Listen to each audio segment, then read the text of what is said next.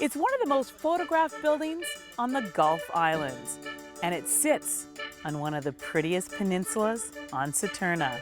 But 5 years ago, this important piece of history was almost lost. There's no question that this building, not because of its architectural merit, but just because of its spectacular setting, this little cube of white with the red roof out on the point, it has attracted artists and photographers forever. It's the fog alarm building that sits at the top of East Point on Saturna Island. Is the narrowest stricture in the waterway out to the ocean from the interior.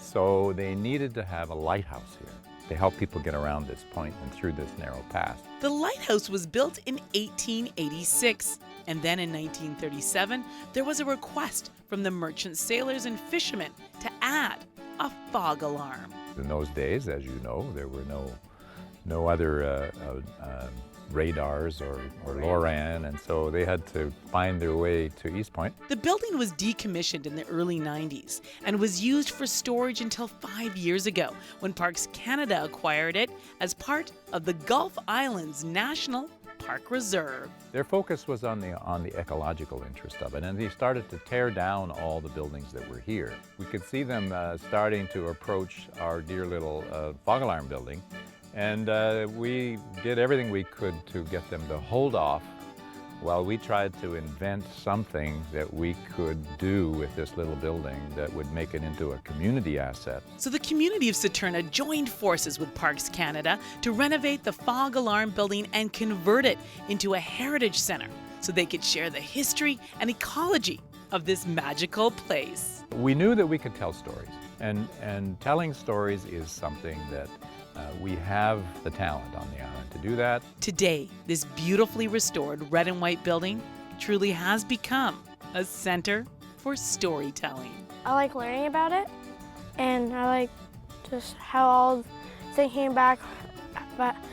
how back then it would be.